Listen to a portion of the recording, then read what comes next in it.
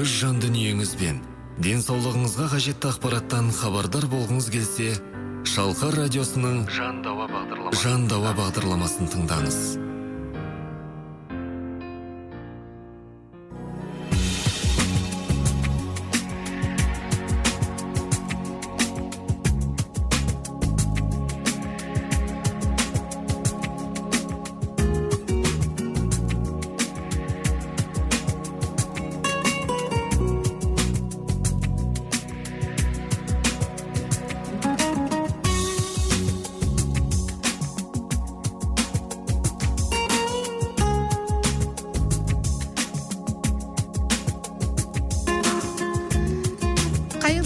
Армысыздар, қымбатты радио тыңдаушылар. Жұмадағы тілеген дұға тілектеріңіз қабыл болсын.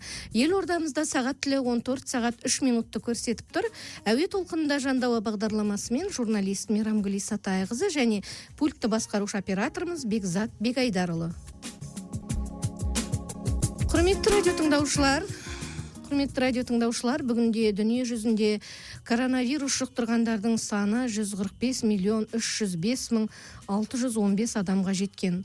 Аурудан әлемде 123.575.694 адам жазылып шықса, 3.084.022 адам қайтыс болған. Ал біздің елімізде 300.733 адамның ауырған тіркелген.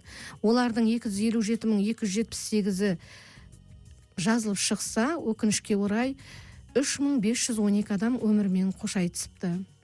Құрметті радио тыңдаушылар, мынау біздің хабарымыз осы коронавирус ауруы туралы болмақ және коронавируспен вакцина туралы болмақ. Осыған байланысты біз студиямызға Қазақстан Республикасы денсаулық сақтау министрлігі, қоғамдық денсаулық сақтау ұлттық орталығы, жұқпалы аурулардың алдын алу департаментінің директоры, медицина ғылымдарының докторы, профессор Жұмабек Елтеғұлы Бекенов мырзаны шақырып отырмыз. Қадірлі ағайын, осы коронавирус ауруымен екпе алу жұмыстары жөнінде өздеріңізді мазалап жүрген сауалдар болса, студиямыздың тікелей әуе толқынында жүріп жатқан Жан дауа бағдарламасына хабарласып, дәрігердің кеңесін тыңдай аласыздар. Студияның Нұр-Сұлтан қаласындағы байланыс телефоны 75-72-72, ал Елорданың коды 8-717-2.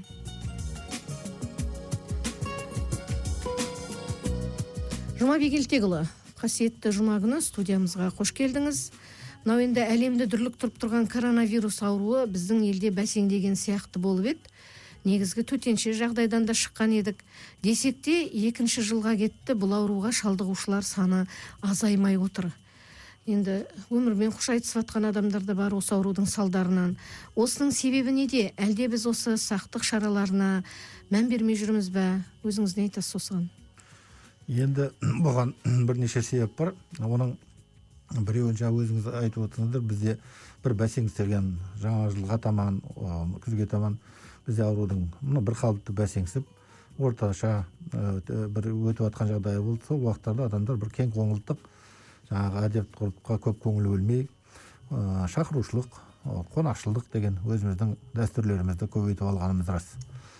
Осы орайға байланысты білесіздер, жаңа жылдың алдында, одан кейін де Еуропа елдерінде, жалпы дүниежүзінде бұл ковидтің вирусының бір өзгешелігі, бұл мутацияға, өзгерістерге өте бейім.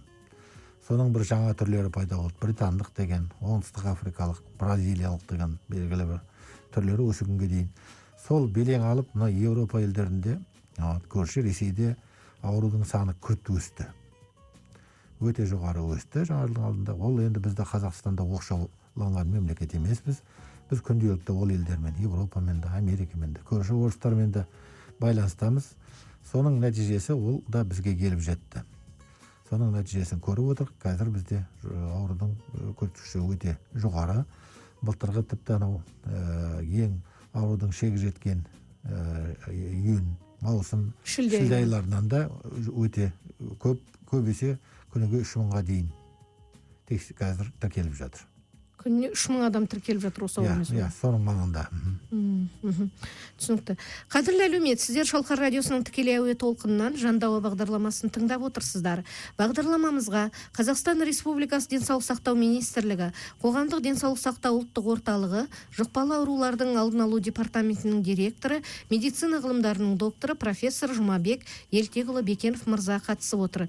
Біздің осы коронавирус ауруымен екпе алу жөнінде, яғни вакцинация жөніндегі өтіп жатқан хабарымызға байланысты сауал қоям десеңіздер, студияның елордамыздағы байланыс телефоны 75-72-72, ал елорданың коды 8717-2. Жұмабек Елтеғұлы, мынау жақында Қазақстан Республикасы денсаулық сақтау министрі Алексей Цой мырза ескертіп айтты, бұл аурумен науқастанушылар сәуір-мамыр айларында көбейе түседі деп. Сонда қанша жастағы адамдар бүгінде коронавируспен ауырып жатыр біздің елімізде? Ол енді ол кісі жалпы болжам жасаған кезде көп жаңағы аурудың жаңа түрлерінің келіп айтқаны туралы айтқан болатын. Және ол кісінің өзінің сол берген хабарында айтылып, мына бұрын сіздер білесіздер, оған дейін біздерде бұл аурумен көбінесе ересек адамдар, егде адамдар көп тіркелген болатын. Былтырлары да? Иә, былтырлары, жаңа жылға дейін. Мына қазіргі соңғы кездегі деректерді алатын болсақ, бұнда бүкіл жастың адамдары бар. Сонда неше жастан бастап? Жасөспірімдерден бастап. Жасөспірімдерді? Иә, жасөспірімдерді, мектептегі балалар, студенттер, осыларда үлкендермен бірдей ауырып жатыр қазір. Енді денсаулығының мықтылығына байланысты, енді әрбір адам индивидуум ғой. Мына иммундық системаның жағдайларына байланысты оларда әрине мына аурудың өтуі жеңілдірек, өздерінің көтерулері, организмдердің жауап берулері өте жоғары жағдайда болғасын, оларда жеңілдеу өтуі мүмкін. Үлкен адамдарға әрине өте ауыр тиеді. Барлық жастағы адамдар қазір талғам жоқ, бүкіл жастағы адамдар ауырып жатыр. Сонда сіз маман дәрігер ретінде бұл коронавирустың сонда мынау мутацияға ұшырады деп тұрсыз ғой да? Ол лабораториялық жолмен бізде дәлелденген.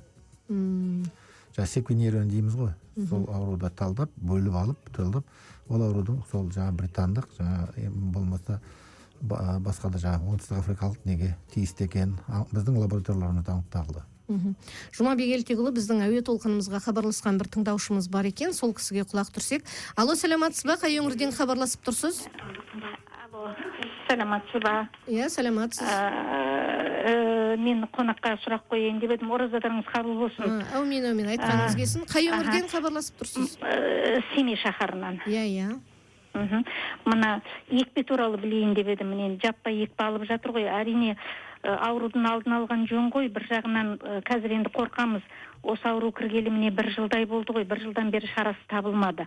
Енді аяқ астынан екпе қалай жасалына қалды. Ол екпенің ертең бізді қойшы жарайды, біз енді өмір сүрген адамдар жасымыз келген. Жастар жағын уайымдаймыз. Жастарға оның кері әсері тимей ме? Мен осы кеше ғана телевидениеден естідім. Екпе алған жастар 6 айға дейін ауыраяқ болуға болмайды дейді. Ал ауыраяқ болуға болмаған дейін жаңа үйленген жастар болса, ол өмірдің заңы ғой, қалай енді ауыраяқ болмайды. Ертең ауыраяқ болып қалған жағдайда ол балаға әсер етіп, ертең бала кемтар туылып, әлгі неше түрлілер болып жатады, енді тілім тасқа Құдай сақтасын.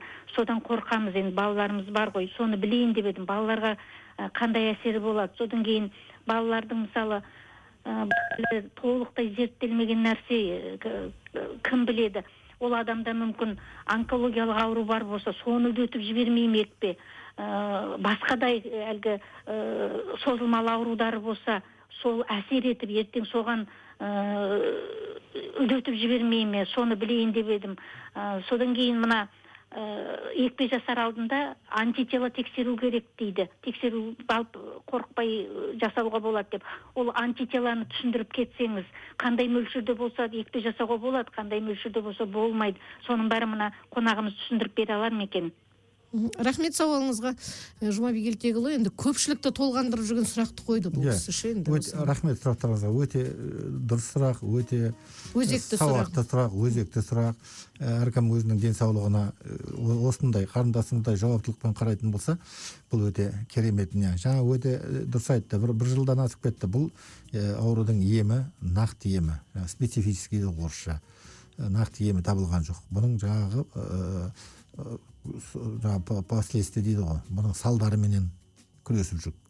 Ол мысалы патогенетический лечение дейді, жаңағы қанның қоюлануымен немесе өкпенің жаңағы желдету мүмкіндігін, демалу мүмкіндіктерін, сол сияқты салдарымен күресіп жүр. Бұл аурудың өзіне, осы вирусқа қарсы күресетін әлі нақты арнайы емі ойлап табылған жоқ. Сондықтан да қазір біздің бұл аурудың ең эффективні, ең жаңағы жауап беретін қазіргі түрі ол вакцинация. Вакцина бұл бір күнде пайда болған жоқ. Вакцинаны бірінші мысалға біздің орыс ғалымдардың Гамалей атындағы дүниежүзілік атағы бар ғылыми орталықта бұл жасалды. Бұл РНК-дан тұратын жаңағы вирустарға қарсы бұның алдында да вакцина жасаудан ол мекеменің тәжірибесі өте жоғары. Ол мекеме 100 жылдай жұмыс істеп жатқан мекеме. Ол кісілерде бұл платформада, жаңа платформа ғой, вирустың генін жіберу арқылы адамға соған қарсы антиденелердің пайда болуын қамтамасыз ету. Әрине оныңдағы зерттелмеген дүние де бар. Ол мынау 18 жасқа дейінгі балаға болмайды дейміз. Неге? Өйткені 18 клиникалық тексерулер, бірінші, екінші, үшінші сатыдан тұратын тексерулердің кезінде 18 жасқа дейінгі балаларды қамтылған жоқ. Сондықтан да бұл вакцинамен 18 жасқа дейінгі бала жасалынбайды. Вакцина салынбайды. Бірақ сіз жаңа айтып отырсыз, жасөспірімдер ауырып жатыр, мектеп оқушылары ауырып жатыр деп. Енді оларға не істейді сонда? Олар өзінің мүмкіндіктерімен жеңіл. Ол қазір енді ешкімді тоқтап қалмайды ғой. Мысалға зерттеулер сол кезде жүргізілген жоқ, вакцинаны тез шығару кезінде. Қазір ол тексерулер жүргізіліп жатыр. Сіздер білесіздер, бірінші вакцинаны қосқан кезде біз 60-тан арман қарай да болмайды дегенбіз. Бірақ соңғы нәтижелерін көріп, бұлар бәрі параллельно жүріп жатқан нелер ғой. Күнде тексерулер. Ол клиникалық тексеру деген ол күнбе жүрмейді. Барлық возрасттарға, әр аурудың түріне байланысты, әйелдерге байланысты, жүктілікке байланысты жүргізіле береді бәрі. Сондықтан мына екі нәрседе жүргізілген жоқ. Сол мына вакцинаның шығу уақытында бұл балаларға дейін 18 жасқа толған, сосын мына жүкті әйелдер мен бала емізулі баласы бар әйелдерге қарсы бұл вакцина салынып, тексерулерден клиникалық өткен жоқ. Сондықтан да бұл адамдар вакцина салудан босатылады қазіргі күнге. Ол бір. Екінші, жаңағы қандай ауруларды қоздырып жібермейме дейді. Бұл қазір өсіңге бір жіті аурумен ауырып тұрсаңыз, ол қазір өшіп тұрса, болмаса бұрыннан созылмалы ауруларыңыз болып, ол қазір өзі жаңағы стадия обострения дейді ғой, қазір асқынып тұрған уақыты болатын болса, ол адамдарға да бұл вакцинаны қазір жасауды шегере тұрады. Ауруыңыздың беті қайтып, температураңыз орнына келіп, болмаса ремиссия дейді ғой, созылмалы ауру өзінің жаңағы қалыпты жағдайына келген уақытта, содан кейін барып, 2 жыл өткеннен кейін барып жасайды. Бұның барлығы да дәрігерге барған уақытта сізге міндетті түрде осылар жағдайлардың бәрі сізде бар ма жоқ па тексеріліп, содан кейін барып сізге вакцина жасауға рұқсат береді. Антителаны, антидене денеңізде бар ма жоқ па, оны тексеру міндетті емес.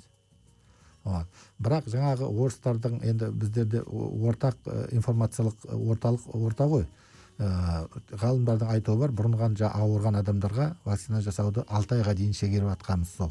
Оларда өйткені міндетті түрде антиденелер пайда болады, олар қорғау мүмкіндіктері бар. Екіншіден, вакцинамен қамтамасыз етуіміз бізде әлі 100% жүріп жатқан жоқ. Шындықтың айналасында болуымыз керек. Сондықтан да бірінші міндетте жаңағы ауырмаған адамдарды жасап жатыр. Және ауырып қалған адамдар болса, ол 6 айға дейін оған жасалмайды. Басқаша балалардың өміріне артық өмір сүреді деген, ол әсер етеді деген нәрсе, ол ойға кірмейтін нәрсе. Бұнда сіздің денеңізге тірі вирус жіберілмейді, ауру қоздырғыш жіберілмейді. Оның бір жаңағы негізгі биология дейміз ғой, ақуызы, соның жаңағы ауру тудыратын ақуызы, С ақуызы болса, соның гені ғана жіберіледі. Мына спутник V вакцинасында. Қазақстандікі болса, сол өлтірілген дейміз, болмаса инактивированный таза жаңағы вирусты сол жібереді. Ол сізде ауру тудыруы мүмкін емес нәрсе. Түсіндіңіз бе? Енді осы сәуір айының оларға қарсы сізде тек қана антиденелер пайда болу арқылы сіз олардың тірі қоздырғышы, сізбен кездескен уақытта сіз оған жауап бере алатындай жағдайға келтіруіміз керек. Бар мәселе осы. мынау енді сәуір айының осы соңынан бастап осы мынау жаңа өзімізден шыққан қазковид вакцинасы салынады деді ғой енді.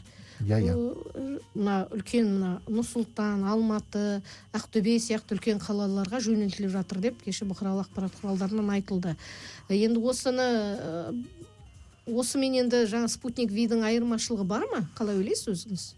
Ол енді әртүрлі айттым ғой, бұл бір күнде жасалып отқан жоқ. Сіз және өзіңіз де білесіз, күнделікті өмірінде бұдан да талай вакциналарды жасап, біз өмірімізде талай вакциналарды алып жатырмыз. Анау балалар үйінде, нәресте босанатын үйінде. Содан бастап біз өмірі вакцина алып, мынау жұқпалы аурулардың қорғаудың бірден бір көзі, иә.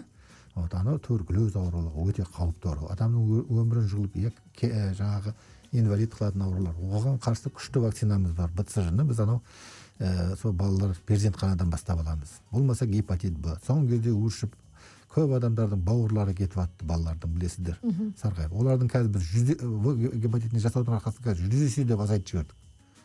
Соң нәтижелерін көрдік. Бұл вакцинаның олардан айырмашылығы жоқ қой. Бұл енді просто бұнда вирус жаңадан келген. Әлі бұларды зерттеп үйренген жоқпыз. Түсініңіз ба? Гриппке ұқсас. Біз мысалға қазір гриппке де жасап отырық жылдыма-жыл осындай вакциналарды. Олардың да бірақ енді жылда өзгеріске ұшырауына байланысты ол вакцинаның күші бір жылға ғана әсер етеді. Енді бұның да қаншалыққа әсер етеді, ол әлі қазір зерттеулердің үстінде. Бірақ кемінде бір жылға, әрмен кетсе 2 жылға дейін де әсер ету керек деген орыс ғалымдарының сондай ғылыми тұжырымдамалары бар. Құрметті радио тыңдаушылар, сіздер Шалқар радиосының тікелей әуе толқынынан Жандауа бағдарламасын тыңдап отырсыздар. Бағдарламамызға Қазақстан Республикасы денсаулық сақтау министрлігі, Қоғамдық денсаулық сақтау ұлттық орталығы, жұқпалы аурулардың алдын алу департаментінің директоры, медицина ғылымдарының докторы профессор Жұмабек Елтегұлы Бекенов мырза қатысып отыр. Біздің осы коронавирус ауру мен вакцина жөнінде өтіп жатқан хабарымызға байланысты сауал қоям десеңіздер, студияның елордамыздағы байланыс телефоны 7572, ал елорданың коды 87172. Жұмабек Елтегұлы, мынау енді осы ауруға қарсы екпе, яғни вакцина салдыру жұмыстары жүргізіп жатыр ғой елімізде. Енді осыны вакцинаны қолдаушылар да бар, қолдамаушылар да бар. Бүгінгі таңда мына еліміз бойынша қанша адам вакцина салдырды енді.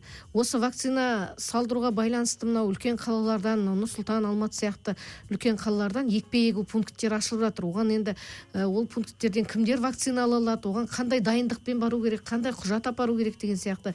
Осыны бір айтып берсеңіз осы сауалға жауап. Рахмет. Мына халықтың қазір түсінігі меніңше бәрі түсініп отыр. Бұл ауруды жеңіп, өзіміздің қалыпты өмірімізге келу үшін, күнделікті өмірімізге келіп, кәдімгідей қонағымызға барып, қонағымызды шақырып, күнделікті жұмысымызды, тірлігімізге келу үшін бір ғана эффект беретін нәрсе ол вакцинация.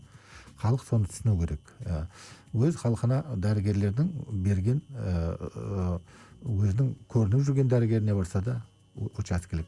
Мына орталықтан айтқан біздің де сөзімізге сеніммен қарау керек. Қазіргі өкінішке орай, бірақ біздің мына қоғамдық сеттерде дейміз ғой енді.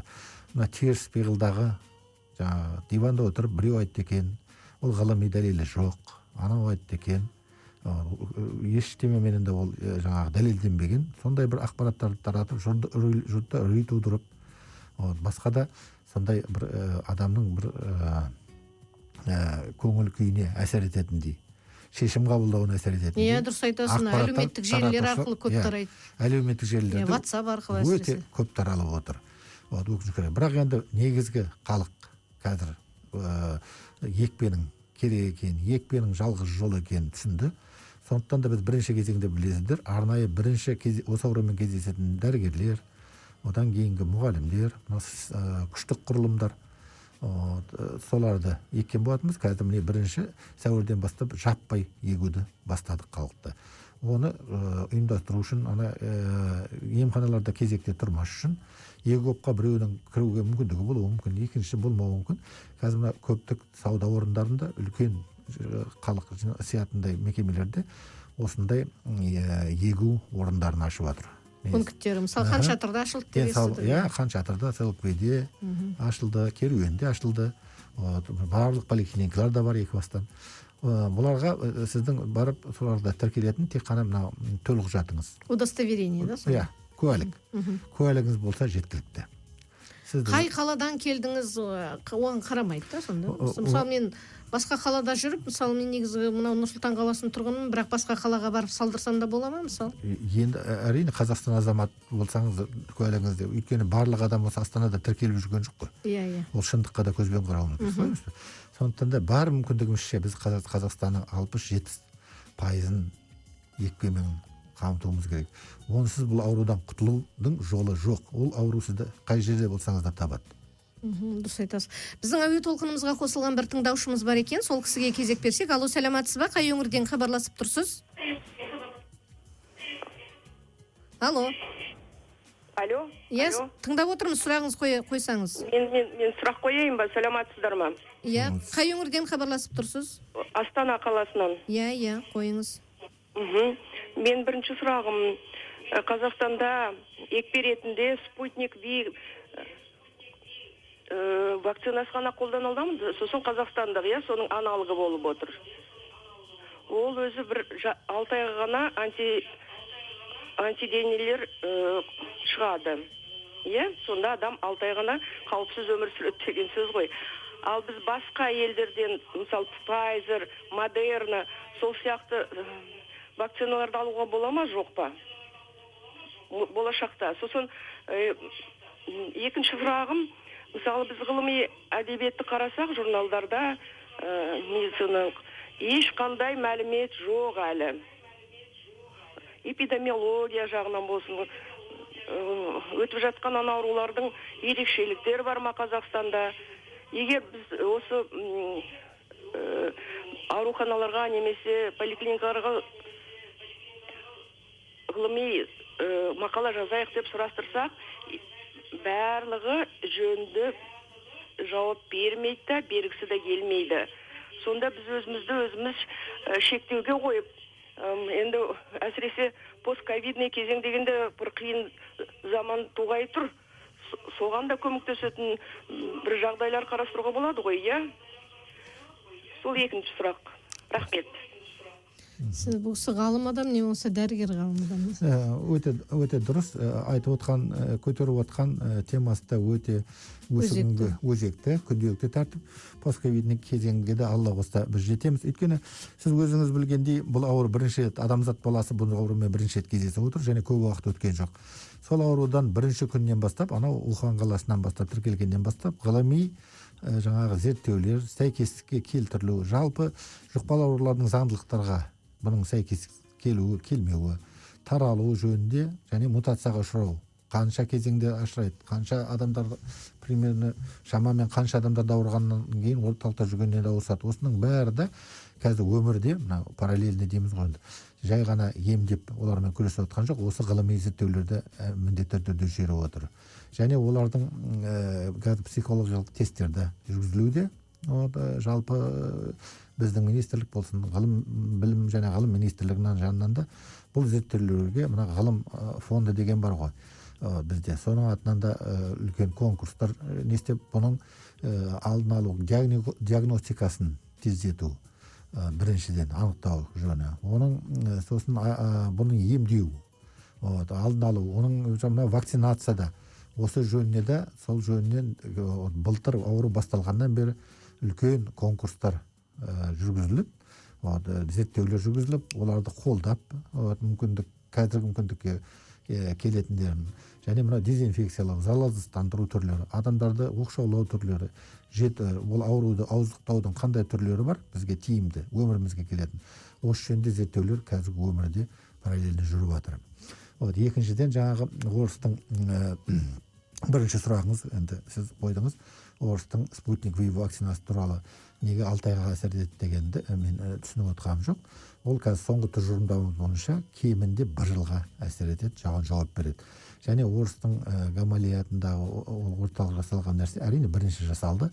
Сол жөнінен де кейбір сенімсіздіктер тууы мүмкін, бірақ мен жаңа алдында айтып кеттім, Гамалия жалпы орыс медицинасы, соның ішінде Гамалия атындағы ғылыми орталық ондаған жүзге дейін жылға дейін бері үлкен тәжірибеден өткен, және бұл РНК жаңағы содержащий вирусқа қарсы бұның алдында да вакциналар басқа ауруларда болып жатыр. Білесің, ана Африкадағы эбола деген аурулар, болмаса пандемиялық грипп туралы аурулар болды, осының алдында жаппай ауырған. Енді эбола Африкадағы адамдар ауырды, бірақ соларға да бұл кісілер алдында вакцина жасау тәжірибесі өте мол. Басқа ауруларды бізде мына біздегі Қазақстанда жасалып жатқан ауру мысалға неге байланысты, мынау инактивированный дейді ғой, ол вакцинаны жасау бұрыннан да біздің тәжірибемізде бар нәрсе. Сондықтан да тек қана бізге ол мына жаңа аурудың қоздырғышын ең бірінші бөліп алу, сол қоздырғышының құрылысын білгеннен кейін осы платформада вакцина жасау. Жалпы технология бір. Сондықтан да ол өзіне жауап береді, кемінде 1 жылға дейін әсер етеді. Арменге қаншалықты әсер етеді, ол зерттелу үстінде. Түсінікті. Жұмабек Елтекұлы, жалпы мынау осы вакцинаның кері әсері болған жағдайлар біздің елімізде кездесті ме? Мысалға айтсақ, адам өлімінің дерегі тіркелді ме?